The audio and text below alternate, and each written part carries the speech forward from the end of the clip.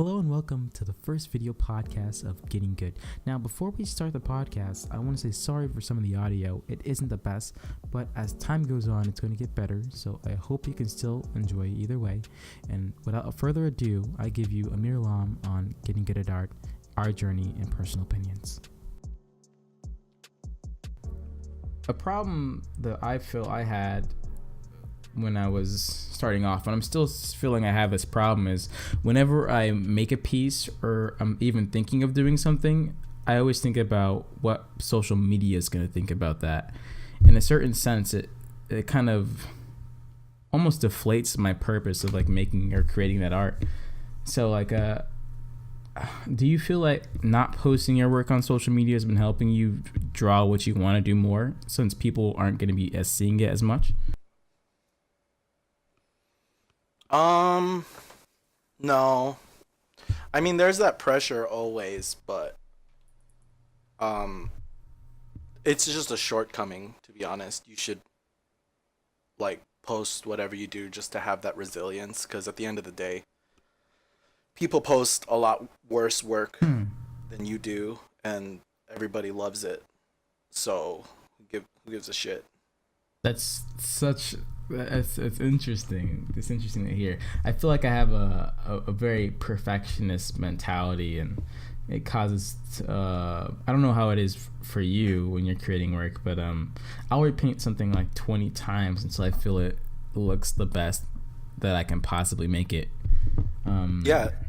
No, that's a great place to be, because you learn a lot from being a perfectionist, and you could do that for years and years and years, and it's really good. But you also have to recognize the the downsides of that, Oh because yeah, you're not gonna post much. You're efficiency. gonna post maybe once every 4 months. Yeah, efficiency, exactly. You're gonna post once every 4 months. You're going to be working on your skills, and you're generally not going to be drawing what really fills your soul, and that's super important. You're not going to be studying shit that makes your shit look really good. You're just going to be studying the stuff that uh makes you technically good, and you're going to be like trying to impress people, which is fine. That's what you should be doing, but it's not uh nobody's going to hire you to draw the most realistic reflective surface on a car. That makes a lot of sense. I understand. Yeah, for the most part, I'm trying to gain like the best of both worlds.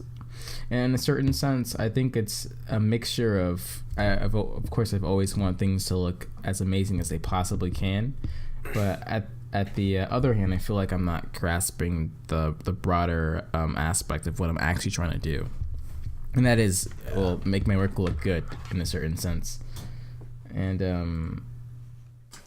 I don't know. It's a tough topic. And since you're working 4 to 6 hours a day, and you said that's a bit light for you, I was wondering, like, what were you doing before that? Before you hadn't slowed down how much you were working on your art.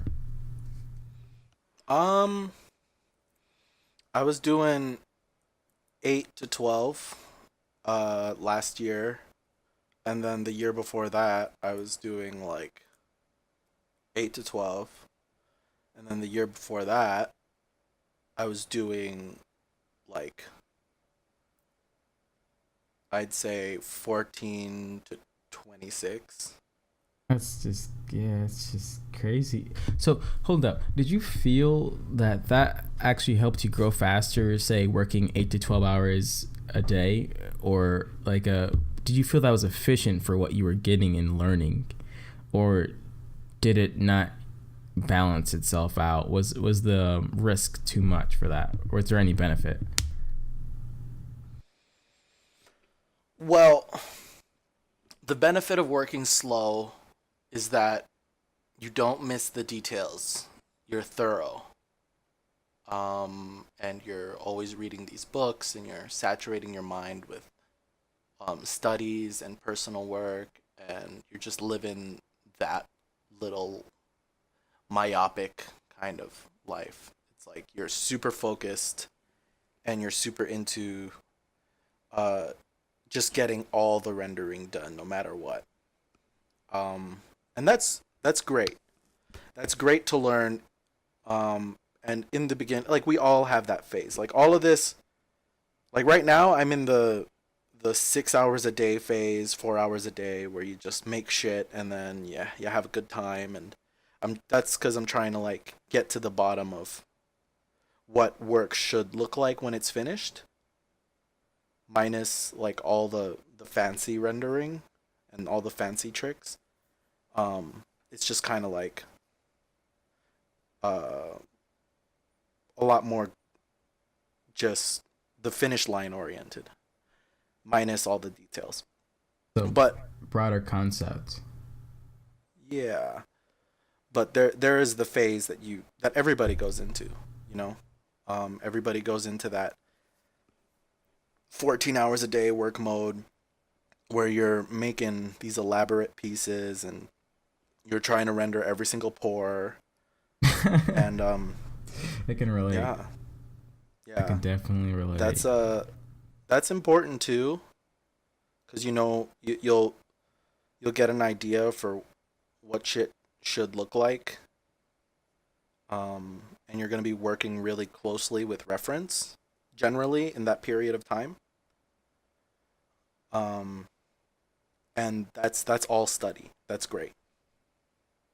So It's just, oh, go ahead. no, so I was gonna transition into saying, now I've seen a lot of your work on DeviantArt, your past work, and Hmm. just wondering how you, uh, for a couple years, I think it was a couple, say 1 to 3 years. I feel like your work was similar. It didn't change much. Was I saying it was stagnant? I don't know how. I'm not looking at it right now, but I'd say in a short period of time, your work like just began to evolve and just take on new areas of elements within art. So I wanted to know if there was like anything that really changed in you after you switched from, you did a lot of 3D, I heard, and a lot of photo bashing, but in essence your work changed a lot. Was there any inspiration for that? Yeah, I was hanging around with a different crowd of people. Oh really? So Yeah, so your environment helped yeah. you I back in the days of Fusroda, it's still going on, but it's not what it once was. Um, there was this group in the stables with Pete and Brett and Oliver Queenie and um jeez. There was this other really good map, Cody Williams, I think it is. Really good map painter. Um and they were all about the high the high level like photo bash 3D concept art scene, and they ended up teaching me Maya and ZBrush, and I got into Unreal Engine and I did all of that because I was in that crowd. And um, I made, yeah, I mean, I just jumped into Photo Bash to see what it was, and I had really good teachers. And then I fell out of that because I realized that no amount of Photo Bash or 3D is gonna help me make shit look good. interesting. So you're just like on this quest to make whatever you do look good. Do you Now I am. hmm, It's phases, man. Like, yeah, I can understand that. yeah, What are you like saying?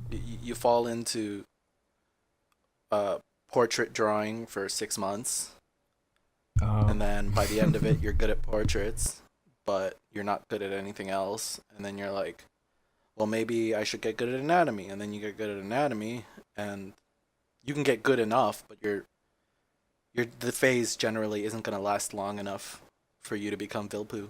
Nor should it. It shouldn't Hmm. last that long. You're just gonna get better. Then you're gonna move on. because you should, and because there isn't enough time to get like super masterful at any one thing unless you're going to school. So, like, studying a bunch of different things generally, I don't know, for me, I feel like it's making me more in tune with the fundamentals of art and construction and color and all of that. So you go through Because when you're, phases when you're doing yeah, all these. Okay. yeah, yeah. Well, yeah, I mean, everybody does. Everybody goes through phases. And I think that's how it should be. Because you can get, like, really good at drawing anatomy or doing photo studies or whatever. But at the end of the day, if you spend too long doing, like, any one thing, you're just going to do that thing. And you're not really going to be focusing on making shit look good. And you're not going to learn, like, how to put different things together. Okay. So So then you go down that phase. yeah, I feel a lot of people work in various different ways, of course, and I know many who will take many tasks on at once, say color and what else, structure and anatomy, and just try to put it all into one, and they'll try to see what they can learn from that. I find it interesting in the different ways people learn, and I was wondering to ask you, do you know of any like mistakes you feel you've made in your like beginning part of your career of seeking to become a concept artist? Like, is there anything you'd wish you knew 4 years ago that would have helped you? Uh, Line work. Do more line work. More construction.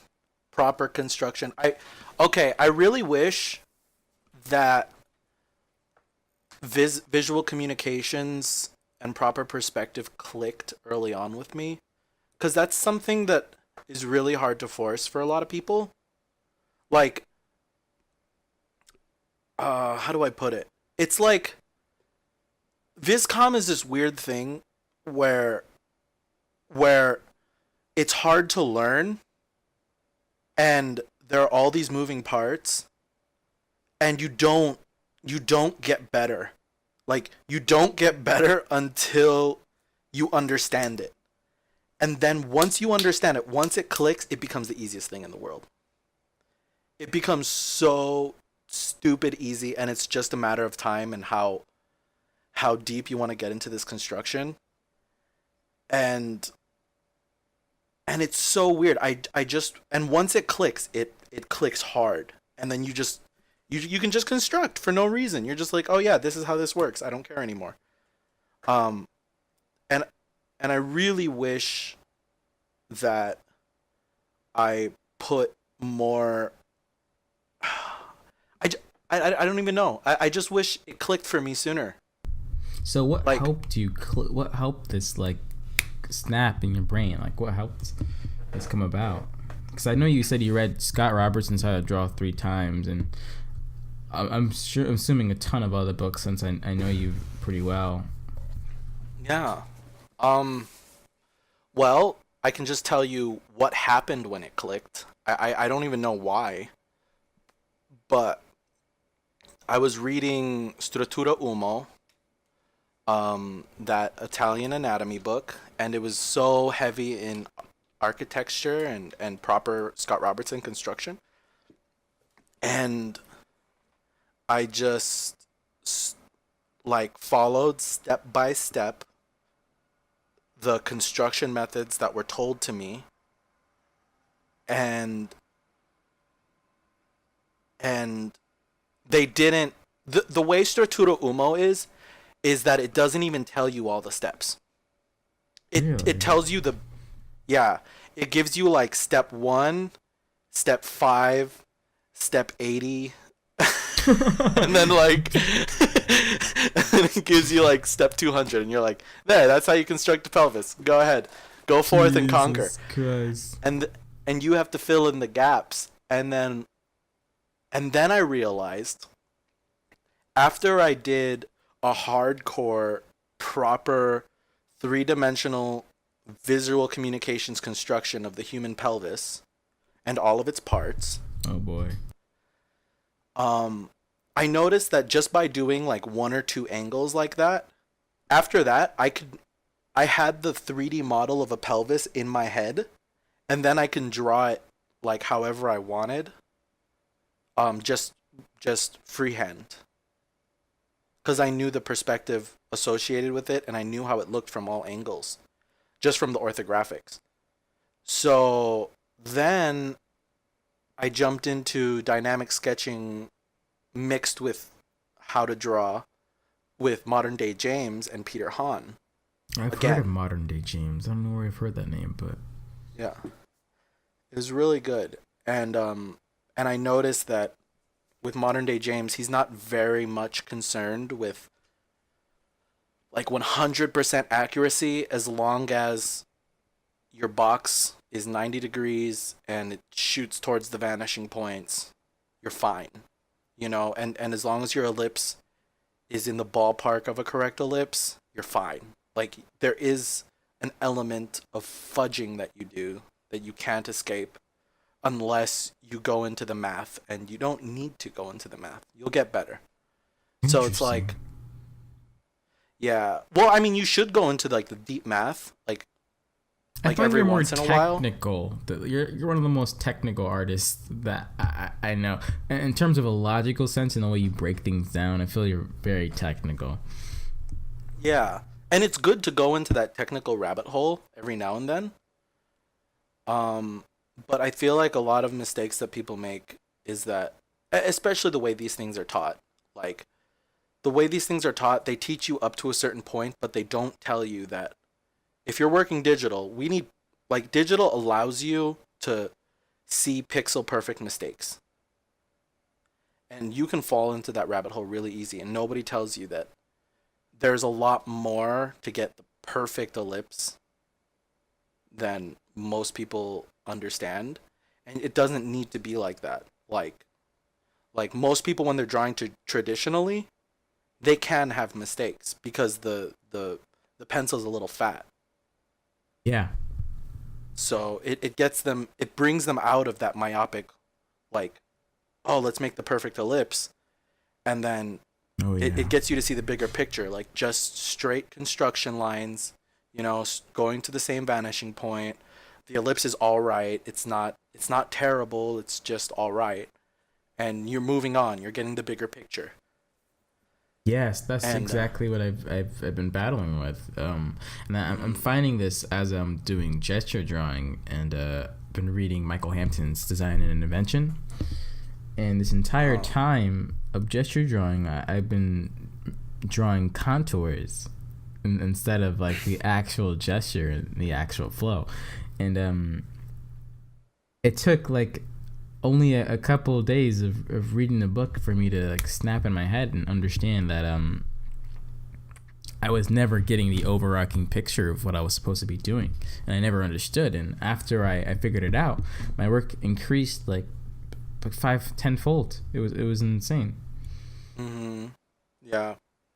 Yeah, like the cool thing about learning is that you I guess in my opinion the right way to learn now, um okay, I guess there is another regret I have uh when I was drawing for like 20 hours a day or whatever. Hmm. I would focus on fixing every single mistake. Oh my god, that's And me.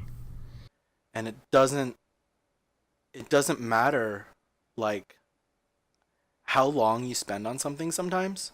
Like you will fix a lot of the mistakes, but at the end of the day, you can't polish a turd.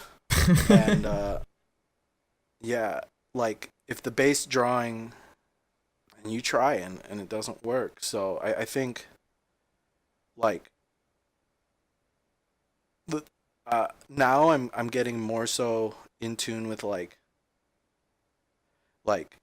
failing and just like drawing, like finish it and notice your mistakes. You do make mistakes, and you do something similar next time, and you fix it the next time. So like, Yes. and it's not even on a surface level, by the way. This is super important. It's like when you say, the armor wasn't thick enough, so next time I'll make it thick enough. A lot of the solutions you come up with in your head aren't exactly the reason why you got it wrong in the first place. So next, like, so the next time you draw, you shouldn't be like, okay, armor. Like, I mean, you can like you'll think about it in your head, like armor's thicker because it has a layer of gambeson, and then you have a layer of chainmail, and then you have the plate armor, so it has to be thick. It's not like hugging your body like skin tight fucking clothing like anime shit. Um, you think about those things, but the main stuff, like, okay, I have to focus on my construction.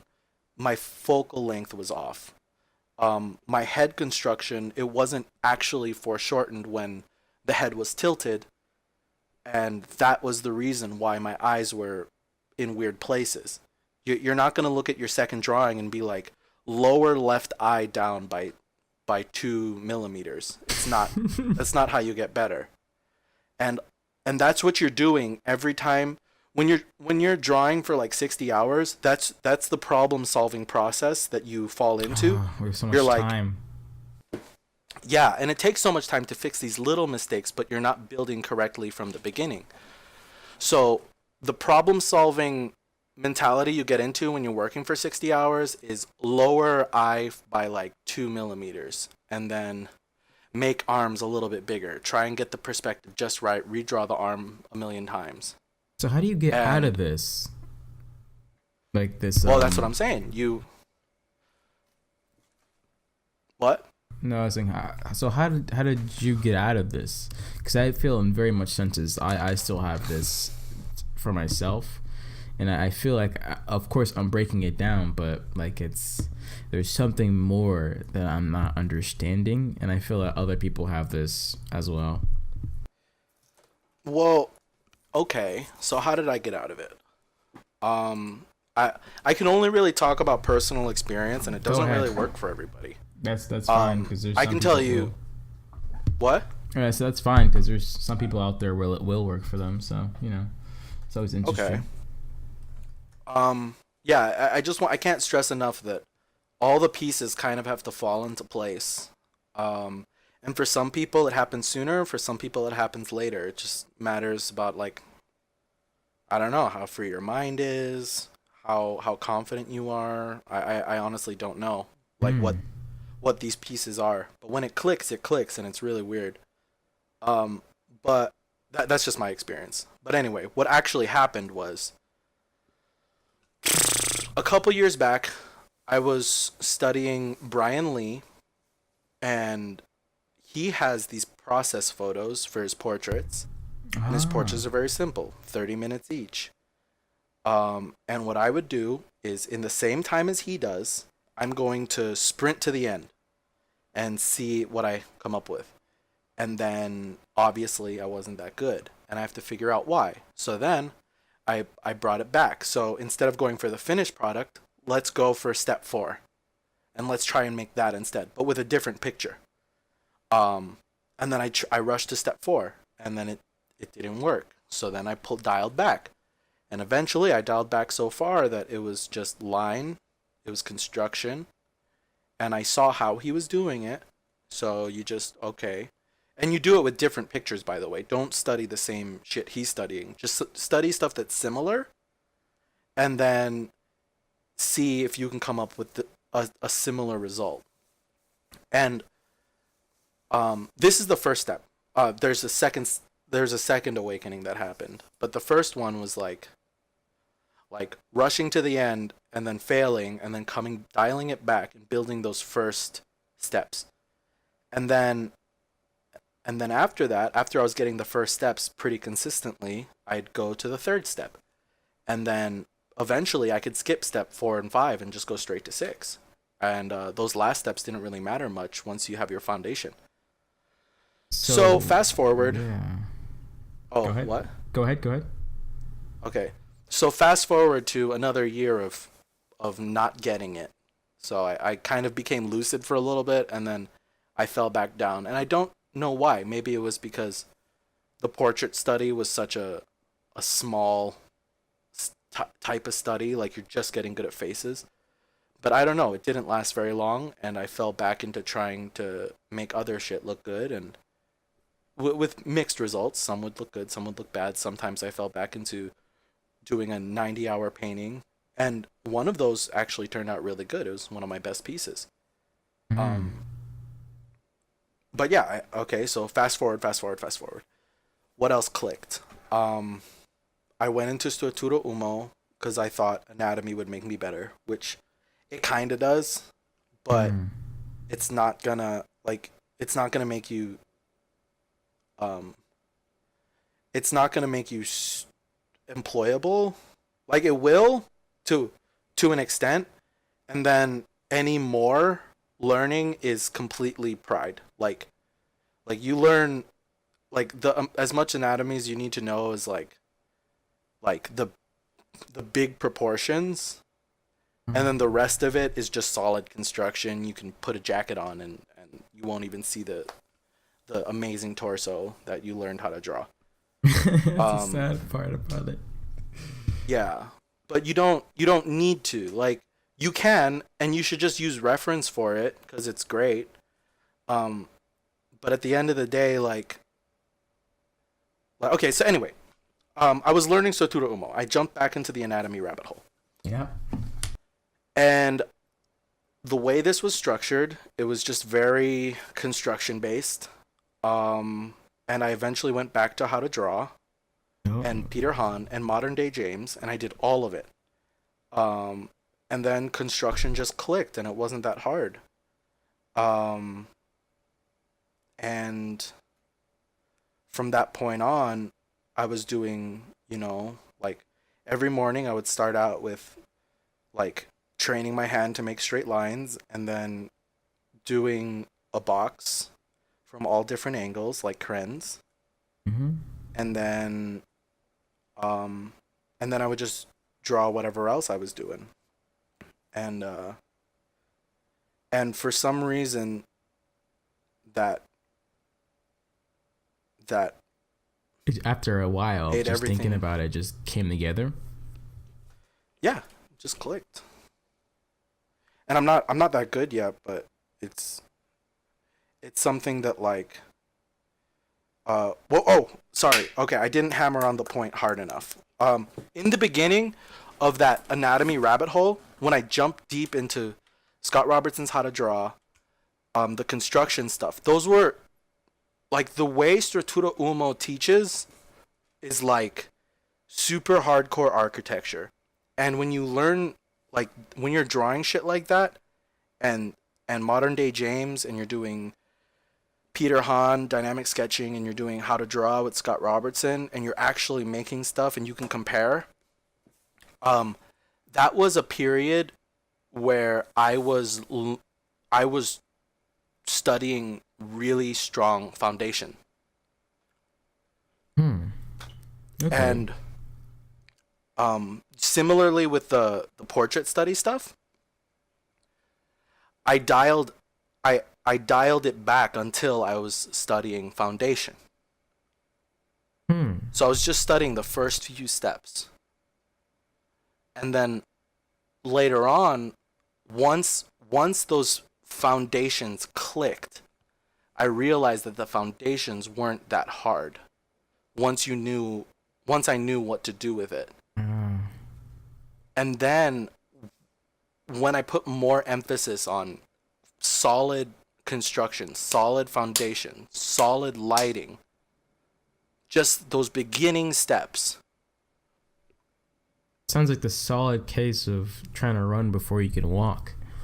Yeah. I think that's an interesting technique too, to figure out, work on things in steps and figure out where the problem is going wrong. And once you figure out, I actually don't understand this, you can spend more time in trying to find how you can understand that element in which you're missing.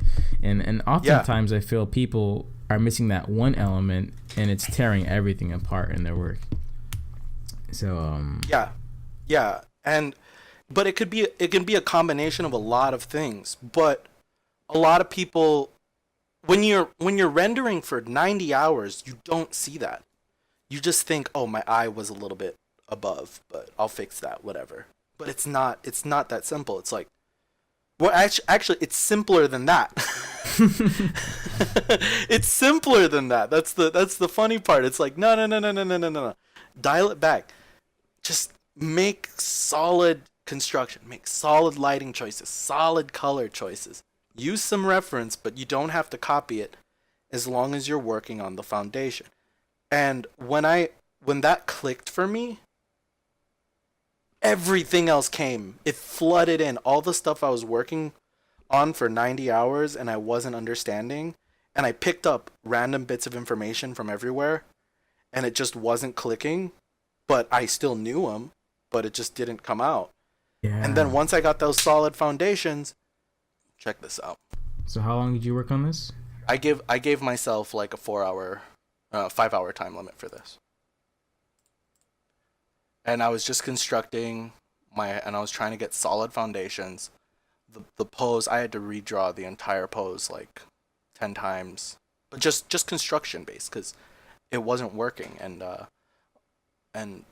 the proportions were off, and I had to do sketch and then construct, sketch and then construct, and okay. So eventually, it was foundationally solid.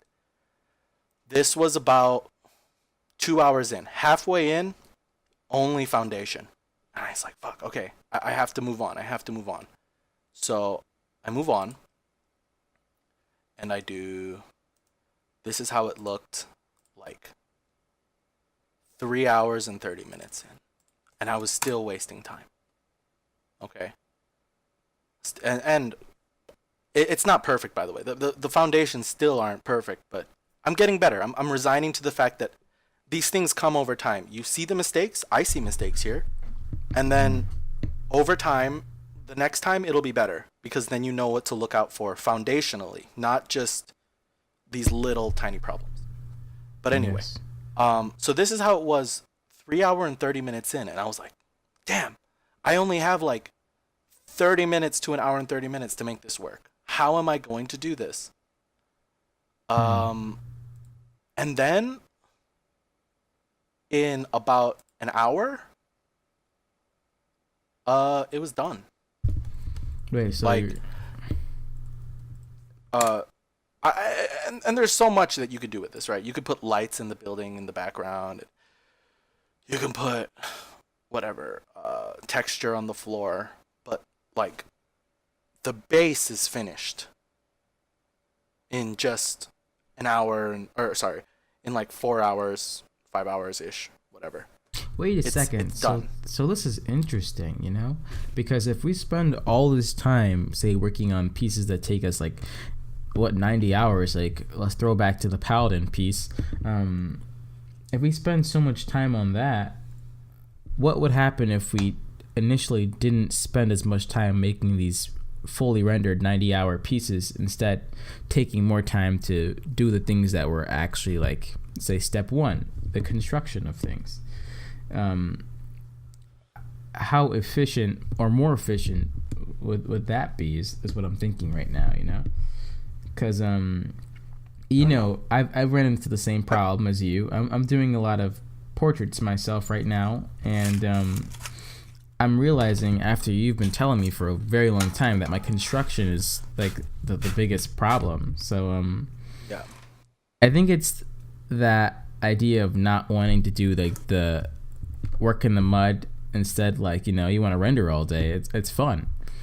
But if you can do something like this in 4 hours, I feel like if you just spent the time to study construction, you could do a lot more with that, with less time. Mm-hmm. I mean, it works differently for different people, man. Like,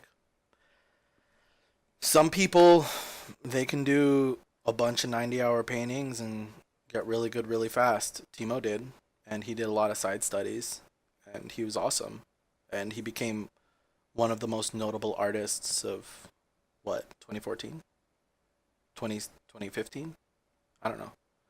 Um, he was just it was phenomenal. He just blew up, and he wasn't very good before that. He was doing like Witcher fan art and shit. Um, and then it just clicked. For him because he was focusing a lot on construction, but he also took like 6 months per painting. It clicks for different people. For me, it clicked by understanding like, okay, look at Dennis Loebner. He creates work in 30 minutes. And he doesn't even a lot of times he doesn't even care about construction. For him it's like perspective, design, composition, placement. You know what I'm saying? I'm looking at his work It's right it's now like as you what? speak. No, so I'm looking at his work right now as you speak. Yeah. Dennis Loebner, he got good by just doing like a bunch of like he has perspective, he has some solid construction. There's a lot of flats, a lot of design, a lot of good stuff there, and it's 30 minutes. And I was just like, and then I was looking at Atay Galan's sketches. Okay, I don't know how long it takes for Atay Galan. I assume it's similar to it's somewhere in between Loebner and me. Um, and those they get done super fast too. So it's not like you absolutely have to spend 40 hours per piece to make it look good. To make it look real, different story. But to make it look good, very very low amount of time. So I think um that's what I'm getting at. Is that it doesn't take 50 hours on one painting to make something look amazing. And yeah. I feel that people will equate details towards their art looking good for a certain Mhm. sense. And also for some pieces it does take that long. You're drawing an entire cityscape, super detailed, blah blah Oh yeah. blah, super realistic metal. You can go on for ages and ages and ages and justify a 90-hour painting, but like you can also make the same picture look like the impression of the picture is just as good in a short amount of time, and then you realize that like to make something just look good, it doesn't take that long. Just and it's also separate from making something look correct. Okay. Yeah, I But can understand where you're coming from with that. I mean, I've seen what Huala can do in like 10 to 20 minutes, and I was amazed at first when I first joined this hangout, and I really didn't believe it when I saw it at first. yeah, yeah, and So that's the thing. Like for me personally, I like the balance of correctness and looking good. So that's why I do 4 hour iterations, 4 to 5 to 6, whatever, like around that ballpark, and then I just finish it and I let it go. Yeah, 4 to 5 hours finished, um, and that I only do that because I like the combination of correctness and aesthetics. mm-hmm. So that's why I focus on like fundamentals or construction a lot more, and anatomy and pretty faces and all of that. But in terms of aesthetics, which is what I'm trying to train, I could be a lot more efficient. I could just be doing a shitload of spit paints, and a lot of people do that, and they get really good, like Hugh, like Dennis Loebner, whatever. List goes on. I take Elon. All right. Besides the mistakes, what are you aiming for now that you're doing these 4 to 6 hour pieces? What do you feel that your end goal is for the short term? What's your next goal? Just make good work, man. I don't know what to tell you. Just uh, just recently I realized that um I have to be okay with my current skill level, and um I realized that I didn't get good at martial arts or guitar by being picky. And the biggest crushing thing that was like weighing down on my mind was like, what's the next fucking amazing piece that I'm gonna do? What's the next, like, this is gonna take over ArtStation. You know, this is gonna be the one. I swear to God, it's gonna be then you spend like 100 hours on it, and we're going to the moon, everybody. And you hate yourself by the end of it, and then by the end of it, you forget how to draw. Like, yeah, because you're working on these little things, and then you can't start something again, and then you have to work really hard to start again. And I was just like, you know, all these people, they don't go through the same shit I do.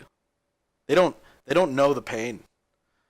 And then I thought, maybe I should just and at the end of the day, when I was doing those 100-hour renders and whatever, I didn't know what I actually wanted to do. Like, really, I had no clue, but I was jumping into these big stuff.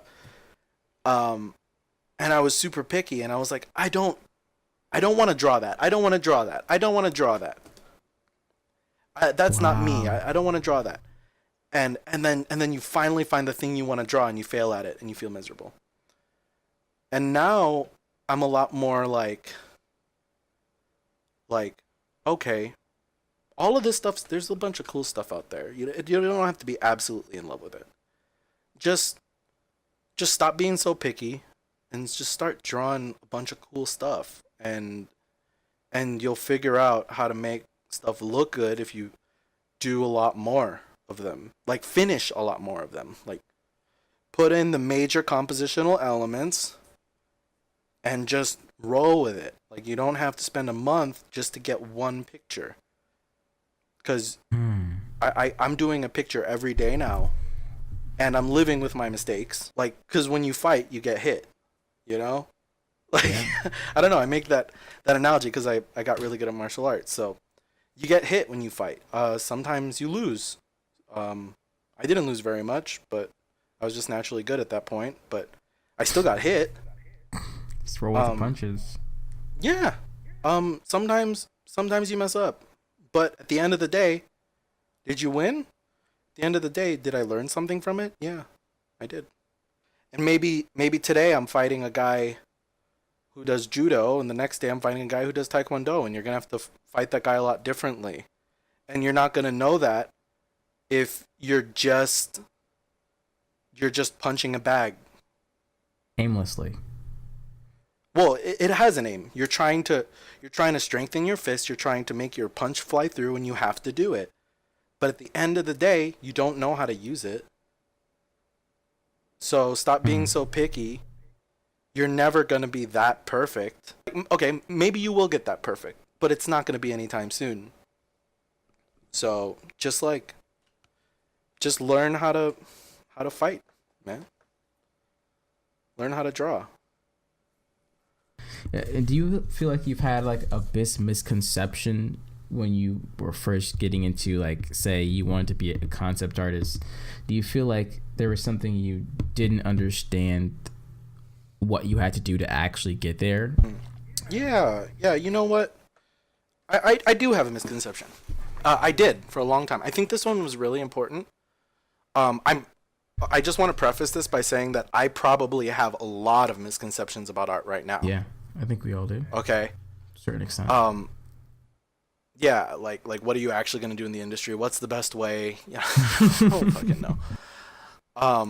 But what I do know was something recently. There was that guy you like, Igor Artyom-menko. Oh, like, yeah, amazing work.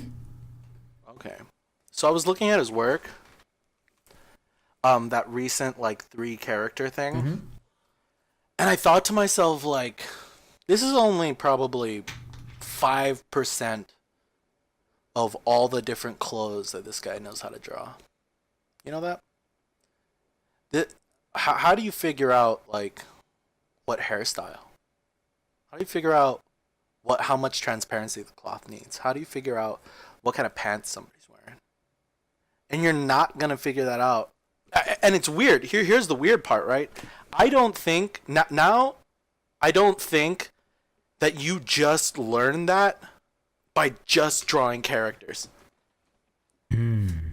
That's the weird part. Okay? It's like you don't understand what kind of sword you need for a picture until you put that guy in like a scene, or you put that guy into. It's so weird. It's like it was the biggest. It was the craziest thing I learned recently. Because all my characters, they're pretty bland still. They're still pretty bland. But I'm starting to learn about my options now that I'm doing like now that I'm just running through these aesthetic choices and figuring out what different scenes I can put characters in. And it's opening my mind to oh, maybe this guy's a cool robot arm, or maybe this guy has like a cool backpack, and whatever. You know, there's so many costume choices that you don't even think about when you're just drawing a single character. And when you're spending so long on one piece, you literally, in your reference board, you have a picture of a breastplate and a sword, and maybe a guy in the same pose. And you put it all together, and you're like, hey mom, look, I made it. And it's like, well, does the sword look cool? Do you have cool ass smoke coming off of the sword? Is the sword glowing because it's the sword of truth and you're smiting a serpentine wizard? Like, that type of shit, you don't, it's so hard to think about when you're drawing a character in a white room like this. And this guy, when you look at his work, he did draw characters in different places. He did draw landscapes. He did draw crocodiles wearing armor. Yeah, I've been thinking about that. Man. He's not just drawing, like, he didn't spend 4 years just drawing a character standing in a white room. So mileage, doing a lot of, and this comes down to a lot of things you were talking about, and not being picky, and just doing a lot of work, it seems. I mean, a lot of things I feel we get a first glance at on ArtStation, and we can't really comprehend what it took to even achieve that end goal, which, like, the image is, you know. Many times we can go about getting at a certain goal the entirely wrong way, and I never asked myself the question of, well, how did he think of the idea for all these clothes or all these props or whatever else he's drawing. And I feel that doesn't just come with just looking at a reference and ramshackling it together. I feel like it's the deeper questions you should be asking when it comes to the face value things you see when you're looking at cool art.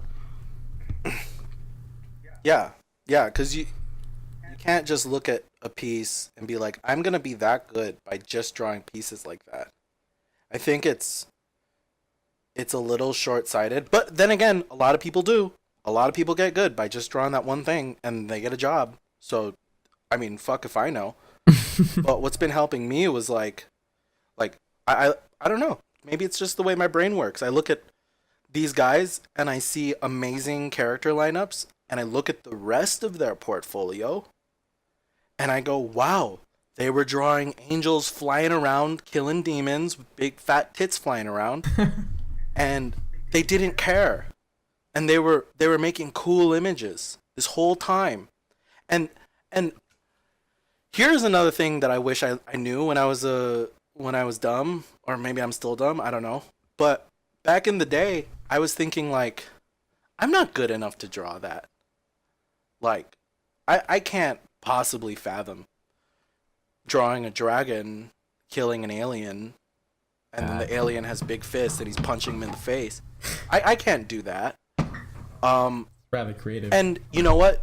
Sometimes you might be right. Sometimes, but after you do enough study, there is a point where you can, but you don't, because you're like, I'm still not good enough at drawing a single character. Why would I be good enough to draw a character in an environment fighting a dragon and an alien? And it's like, it's I think it's that type of mentality that keeps people from, like, breaking out of their comfort zone and it keeps them drawing the same thing over and over, and then they wonder why all of their work looks the same and why they're not getting any better. Wow. It's like you're not going to learn how to draw a redhead if you only draw chicks with long black hair and pale skin with a little bit of blood coming out and some demon horns. You're not going to learn all these different things. You're not going to know how to fight a judo guy if you only fight stand up. Plain and simple. Yeah, I often. And at the end, it makes you a worse fighter, right? Yeah, one dimensional. Hmm. Interesting. But at the same time, just understand, I'm working at a completely different wavelength. Like, I don't have like I work design at Hitbox. I take photos and sometimes I do photo bash. I rarely get illustration work, so it's like I'm not the holy grail here. But at the same time, also, there are plenty of people out there who do get really good by doing one thing over and over, and more power to them. There are people who do 60-hour paintings and they do full illustrations all the time, and then they can do everything else. That's cool too. You can do that.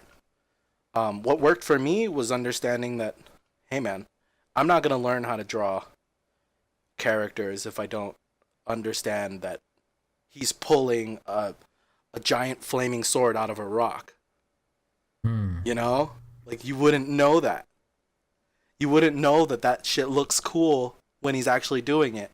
All you're gonna do when you're drawing a single character is you're gonna draw a flat piece of iron with a regular ass breastplate, maybe draw some tits hanging out of the breastplate and put some fancy designs on it, and you call it a day, and you wonder why it's bland. Then you don't know why he's doing it. You don't know where he is, if he's in a forest or a cave or fighting a 10-titted demon. Like, you don't know. All of these design decisions, they inform each other. Have you ever even drawn a motorcycle? Why are you trying to draw a mech? Oh boy. You haven't drawn somebody in a car. Why are you trying to draw them in a hover bike?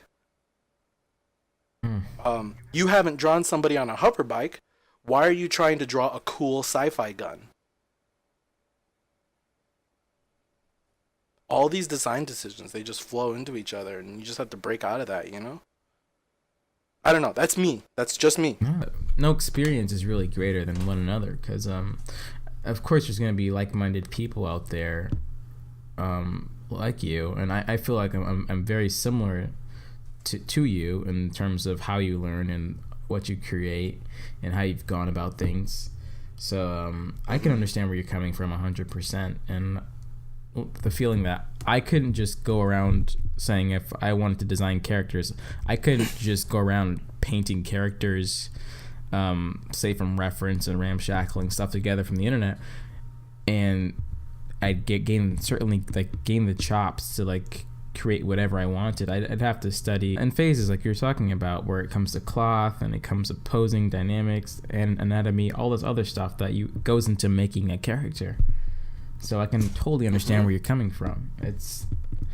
You can make things look simple in terms when you're looking at an art station, it looks simple, but it's so much more difficult. And I believe true simplicity isn't easy.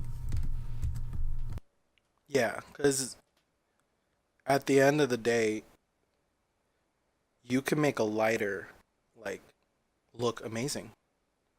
You could, as an artist, your job isn't exactly what do I show.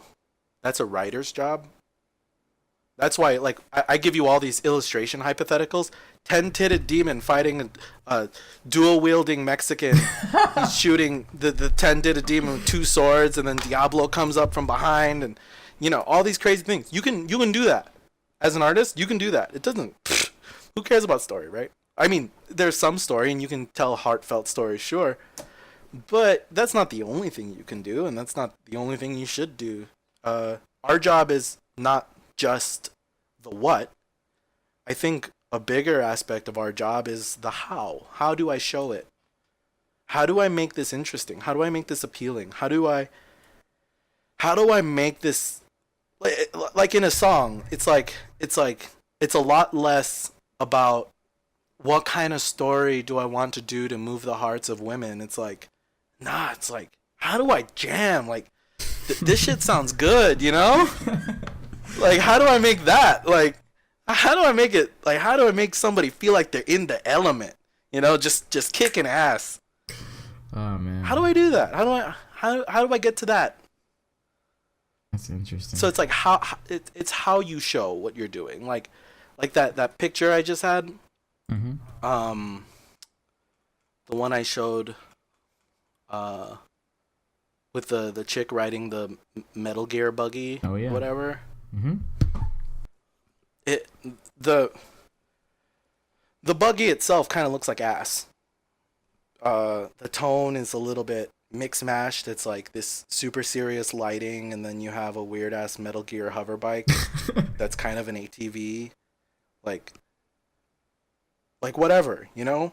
But at the same time, it has solid foundation, or solid enough. There's some mistakes, but I'm trying. It has solid foundation, and